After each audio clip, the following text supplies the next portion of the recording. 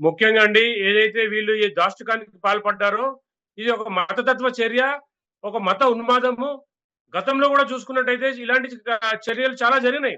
కానీ హ్మ్. ఇతను ప్రీ ప్లాన్డ్‌గా ఒక తెలుగు పేరు పెట్టుకొని అమ్మాయిలను ట్రాప్ చేస్తూ, ఇట్లా మోసం చేస్తూ వీళ్ళొక గ్యాంగ్‌గా ఏర్పడి ఇలాంటి దాష్టికాలకు పాల్పడుతున్నారు. హ్మ్. ప్రభుత్వం వారు వీటిపైన కఠినమైన చర్యలు తీసుకోవాలి.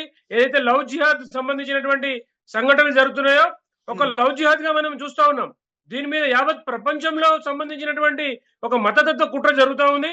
ముఖ్యంగా భారతదేశంలో ఒక మతం శాంతి కాముకులని చెప్పుకుంటూ ఇవాళ అమ్మాయిలు ఎవరైతే బయట నుంచి వచ్చి చదువుకునే అమ్మాయిల్ని ఇక వీళ్ళు హిందువుల పేరుతో ట్రాప్ చేసి వీళ్ళని మానభంగాలు చేసి హత్యలు చేస్తా ఉన్నారు. హ్మ్. రకరకాలుగా హింసలు పెడతా ఉన్నారు. తర్వాత వీళ్ళ ఉద్దేశం ఎలా ఉందంటే ఒక అమ్మాయిని అత్యాచారం చేస్తే వాళ్ళు ఒక బీజం నాటామని చెప్పి చెప్పుకుంటా ఉన్నారు. అవును. అంటే ఎంత ఉన్మాదంగా ఉన్నారండి వీళ్ళు చూడండి. అంటే ఒక అమ్మాయి శీలం దోచుకుంటూ వీళ్ళు ఒక విత్తనం నాటామని చెప్పి చెప్తా ఉన్నారు. ఇంత దాష్ట్యమైన చర్యలకు పాల్పడుతున్నారు. ఈ విషయంలో హైందవ సంఘాల ఐక్యవేదిక తీవ్రంగా ఖండిస్తా ఉంది. దీనిపైన చట్టపరంగా చర్యలు తీసుకునేలాగా మేము పోరాడుతా ఉన్నాం. అలాగే చాలా మందిని ట్రాప్ చేస్తున్నారు. వాళ్ళకి ఇదే పని. అంటే ఒక ముఠాగా ఏర్పడి చేస్తా ఉన్నారు. అమ్మాయిల్ని ట్రాప్ చేసి పేర్లు మార్చుకొని లగ్జరీ లైఫ్‌ని చూపిస్తూ వాళ్ళని ఈ విధంగా మతం మార్పిడికి మార్చేందుకు ప్రయత్నిస్తున్నారంటూ కూడా చెప్తున్నారు. ముఖ్యంగా అండి ఇక్కడ ఎలా జరుగుతుందంటే యాక్చువల్‌గా ఈ లవ్ జిహాదులు గాని, ఈ ట్రాపింగ్ గాని అమాయకమైనటువంటి ఆడపిల్లల్ని టార్గెట్ చేస్తారు సుమారు 20 సంవత్సరాల లోపు. వీళ్ళేంటంటే చదువుకున్నటువంటి స్థితిలో ఉంటారు. ఎవరు కొత్త పరిచయం అయ్యి ఉంటే వాళ్ళకి కొంచెం సహాయం చేస్తే వాళ్ళకు కొంచెం అంటే వీళ్ళు ఒక ఊరు వదిలి ఇంకో ఊర్లో వచ్చి బతుకుతూ అంటే చదువుకోవడం వల్ల వీళ్ళ అజమాయిషీ ఉండదండి వీళ్ళ మీద. తల్లిదండ్రుల అజమాయిషీ ఉండదు. అట్లాంటి హ్మ్. వాళ్ళని టార్గెట్ చేస్తా ఉన్నారు. తర్వాత ముందుగా వీళ్ళ ప్లానింగ్‌లో ఎట్లా ఉంటదంటే ఒక ముస్లిం అమ్మాయే వీడితో ఫ్రెండ్‌షిప్ చేస్తది.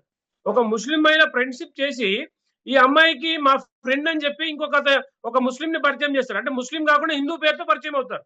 హ్మ్. వీళ్ళు ఊరు గాని ఊర్లో ఉంటున్నారు కాబట్టి వాళ్ళ మధ్యలో అంటే ఫ్రెండ్‌షిప్ అనేది పెరుగుతా ఉంటది. అవును. ఇక్కడ గమనించాల్సింది ఏంటంటే అండి, ఎవరైతే అమ్మాయిలు ట్రాపింగ్‌కి గురవుతున్నారో, ఈ అమ్మాయిలకి ఏం తెలీదండి.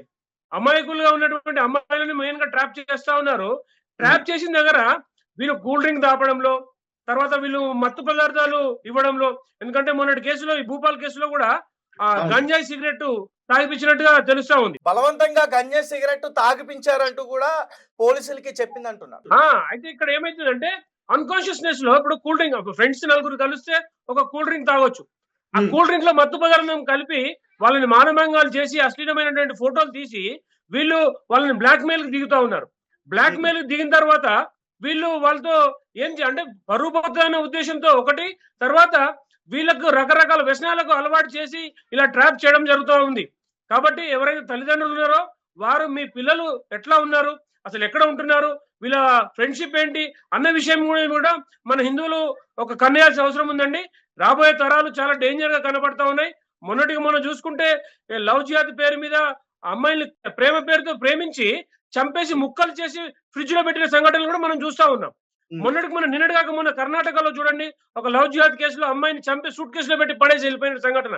ఇంత అవును. జరుగుతున్నా గాని ఈ యొక్క అమ్మాయిలకి ఎందుకు బుద్ధి రావట్లేదు అని నా ఉద్దేశమండి. ఈ హ్మ్. యొక్క వీడియో చూసినటువంటి ప్రతి మహిళ మీ పిల్లలకు గాని, అమ్మాయిలు ఎవరైతే చూస్తే ఏం జరుగుతుంది మీ సరౌండింగ్స్‌లో? ప్రేమ పేరుతోని మీరు తల్లిదండ్రులను మోసం చేస్తా ఉన్నారు. ప్రేమ పేరుతోని మీరు మోసపోతా ఉన్నారు. మీ జీవితాలు నాశనం అయిపోతా ఉన్నాయి. మరి మీరు ఏం సాధించదలుచుకుంటున్నారు? ప్రేమంటే దానికొక రూపం ఉండాల. కానీ ప్రేమించేవాడి ఎనకాల ఉన్నటువంటి కుట్రని మీరు గమనించలేకపోతున్నారే! కాబట్టి ఇది గమనించాల్సిన పరిస్థితి ఉందండి. సార్ అలాగే ఒక పక్క చూసుకుంటే రీసెంట్‌గా పహల్గామ్ అటాక్ కావచ్చు. అక్కడ నువ్వు కలీం చదవకపోతే చంపేస్తామంటూ బెదిరించి అక్కడ చంపేశారు. తన అంగం చూసి తను ముస్లిమా కాదని నిర్ధారించుకొని చంపేసిన ఘటన కూడా ఒకటి జరిగింది. అలాగే ఒక ఆహ్, యూట్యూబర్ మన భారతదేశానికి సంబంధించిన జ్యోతి మల్హోత్రా అనే ఒక మహిళను కూడా ట్రాప్ చేసి తనతో గూఢచారానికి పాల్పడే విధంగా ప్రయత్నించారంటూ కూడా చెప్తున్నారు. అలాగే తనను కూడా కొన్ని వీడియోస్ చేసి భయపెట్టారు. అందుకే తన సమాచారం ఇచ్చిందన్నది కూడా ఒక వార్త. తను హిందూ దేవాలయాల్ని ముఖ్యంగా తన యూట్యూబ్ చూస్తే హిందూ దేవాలయాలను ఎక్కువగా షూట్ చేసి తను షేర్ చేసింది యూట్యూబ్‌లో. అలాగే రీసెంట్‌గా ఈ యొక్క ఘటన అలాగే కొంతమంది సిరాజ్ రెహమాన్ అనే పేర్లు పెట్టుకున్న కొంతమంది గూఢచార్యాలకి పాల్పడుతున్నారు. స్లీపర్ సెల్స్ లాగా ఇక్కడ బాంబు దాడులు చేయడానికి ప్రవర్తిస్తున్నారు. అంటే మొత్తం అసలు భారతదేశ వ్యాప్తంగా చూసుకుంటే అసలు ఏం జరుగుతుంది? ఏం చెప్పాలంటారు అసల? ముఖ్యంగా అండి ఇది ఇవాళ జరుగుతున్నటువంటిది కాదు. గత 20-30 ఏళ్ల నుంచి కూడా ఈ స్లీపర్ సెల్స్ తీవ్రవాదులు ఫస్ట్ బాలీవుడ్ లో ఉన్నారు. ఏదైతే ఈ ఖాన్స్ కుటుంబం ఉందో వీళ్ళంతా కూడా స్లీపర్ సెల్సే. షారుఖ్ ఖాన్ చూడండి, తర్వాత మిగతా ఇన్ని అందరు ఖాన్లు చూడండి. ఇంత పెద్ద ఘటన పహల్గామ్ లో జరిగింది, ఒక్కడు స్టేట్మెంట్ ఇవ్వలేదండి. ఏదైనా మాప్ లించింగ్ అయింది, హిందువులు ఏదైనా మాట్లాడితే మాకు ఈ దేశంలో ఉన్నటువంటి స్వేచ్ఛ లేకుండా పోయింది, మేము ఈ దేశం నుంచి వెళ్ళిపోతాం అని చెప్పి మాట్లాడేటువంటి హీరోలు, సోకాల్డ్ హీరోలుగా తిరుగుతున్న వాళ్ళు ఒక్కడు స్టేట్మెంట్ ఇవ్వలేదండి. అంటే ఇక్కడ చూడండి, వాడికి మతమే ముఖ్యం, దేశం కాదు. కాబట్టి ఎవడైతే ఈ యొక్క ముస్లిం మత పెద్దలు ఎవరైతే ఉన్నారో ఇక్కడ ఏమైనా ముసలి కన్నీరు కాలుస్తాం, నిన్న మనం చూసాం, మేము చాలా మంది స్టేట్మెంట్ ఇస్తా ఉన్నారు. పెహల్గామ్ లో క్లియర్ గా హిందువా కాదా అని గుడ్డలు తీసి చూసి మరీ చంపారు. కల్మా చదివిచ్చి కల్మా వస్తారా అని తెలుసుకొని చంపారు. ఇక్కడ కులం చూడలేదండి, వీడు క్రిస్టియనా వీడు ఇదే అని చూడలేదు. ఏమన్నా వీడు హిందువా కాదా. వీడు ఇంకొక విషయం కూడా గమనించాలి మనం. క్రిస్టియన్ వాళ్ళకు కూడా నేను ఈ యొక్క మాధ్యమం గారు తెలిపేది ఏంటంటే, వాడు కేవలం మతమే. ఇక్కడ కొంతమంది ఇక్కడ క్రిస్టియన్ ముస్లిం బాయ్ బాయ్ అని చెప్పే వాళ్ళు ఉన్నారు, నిన్న మొన్న కనిపిస్తా ఉంది. మేము బాయ్ బాయ్ అంటున్నారు. బాయ్ బాయ్ ఎవరికి కాదు, ఇక్కడ కేవలము తీవ్రవాదము వాళ్ళు ముస్లిం మతమే. ఇక్కడ మీరు గమనించండి, ప్రతి తీవ్రవాది ముస్లిమే. ఎక్కడ సంఘటన జరిగినా కానీ ముస్లిమే ఉంటున్నాడు. మరి ముస్లిం బాధ ఆపాదించకుండా ఎవరికి ఆపాదించాలండి? ఈ దేశంలో ఉన్నటువంటి ముస్లిం కూడా స్పందించాలా. మీరు పాకిస్తాన్ కి సపోర్ట్ చేస్తూ ఇవాళ స్లీపర్ సెల్స్, నిన్న కాక మొన్న కరీంనగర్ లో ఒక షఫీ అనే వాడు దొరికాడు. వాడు 15 ఏళ్ళ నుంచి ఇక్కడ ఉంటున్నాడు. వాడికి ఆధార్ కార్డు ఇప్పించింది ఎవరండి? ఇక్కడ ఉన్న ముస్లిం వ్యవస్థ కాదా? అంటే బయట నుంచి వచ్చే వాళ్ళకు సపోర్ట్ చేసేది కూడా ఇక్కడ ఉన్న ముస్లింలే. కాబట్టి ఖచ్చితంగా నేనేమంటానంటే, ఏదైతే దేశ ద్రోహానికి పాల్పడుతున్నారో, ఈ తీవ్రవాదానికి పాల్పడుతున్నారో, ఇక్కడ లవ్ జిహాద్ పేరు మీద మతాల మధ్య చిచ్చు పెడతా ఉన్నారు. అంటే ఒక భారతదేశం ప్రశాంతంగా ఉన్నటువంటి పరిస్థితిలో ఇవాళ అల్లకల్లోలం సృష్టించే పరిస్థితి మీరు తీవ్రవాదానికి సపోర్ట్ చేయడమే. కాబట్టి నేను ఈ మాధ్యమాన్ని తెలిపేది ఏంటంటే, ఎవరైతే భారతీయులుగా ఉన్నామో, భారతీయులుగా బతుకుతున్నామో, మీరు కనీసంగా ఆలోచించండి. మీరు తినేది ఈ దేశం తిండి, ఈ దేశం నీళ్లు తాగుతూ పక్క దేశాన్ని సపోర్ట్ చేస్తాంటే ఎట్లా? మిమ్మల్ని అల్లా కూడా క్షమించాడు. మీరైతే ఏ ధర్మం అయితే మీరు అనుకుంటున్నారో ఆ అల్లా కూడా క్షమించాడు. కాబట్టి నీ దేశాన్ని నువ్వు ముందు ప్రేమించాలా, నీ ధర్మం కాదండి. ముందుగా దేశమే ముందు, తర్వాత ధర్మం వస్తుంది. కాబట్టి ఈ దేశానికి మీరు సపోర్ట్ చేయకుండా పక్క తీవ్రవాదాలకు సపోర్ట్ చేస్తూ అమాయకులను 26 మందిని బలి తీసుకున్నారే. ఇవాళ ఒక 26 మంది మనకు ఒక ఘటన కనిపిస్తున్నారు. ఇవాళ 100 మంది లవ్ జిహాద్ పేరు మీద కుటుంబాలు నాశనం అవుతా ఉన్నాయి. కాబట్టి దీని మీద యావత్ ప్రపంచము, హిందూ దేశము, భారతదేశం ఖచ్చితంగా స్పందించాల్సిన అవసరం ఉందండి. అలాగే ఈ ఘటన ఇప్పుడు ఏదైతే భూపాల్లో జరిగిందో ఇది కూడా ఇక్కడ మత కళలు సృష్టించడానికి ఒక ప్రయత్నంలో భాగంగానే నాకు అనిపిస్తుంది. ఎందుకంటే వాళ్ళకి ఎటువంటి పశ్చాత్తాపం లేదు. అలాగే ఇది చాలా పుణ్యకార్యం అంటూ కూడా వాళ్ళు చెప్తా ఉన్నారు. అదే నీకు ఇంతకుముందు చెప్పాను కదా, మీ మీద బీజం నాటుతున్నామని చెప్తున్నారు, మానభంగాలు చేసి పుణ్యకార్యం అని చెప్పుకుంటున్నారు. ఇక్కడ వీళ్ళకి ఏంటంటే, ఏదైతే ఈ ఖురాన్ ఉందో ఈ ఖురాన్ లోనే ముందుగానే వాళ్ళ బోధనలో తప్పుడు బోధనలు ఉన్నాయి. నీ మతాన్ని విశ్వసించిన వాడిని నరకిమని చెప్తా ఉన్నారు. ఇట్లాంటి మన ఈ యొక్క చట్టాలు అంటే ఏవైతే ఈ యొక్క ఆచారాలు, మతాచారాలు ఉన్నాయో ఇవన్నీ కూడా నిషేధించాలండి భారతదేశంలో.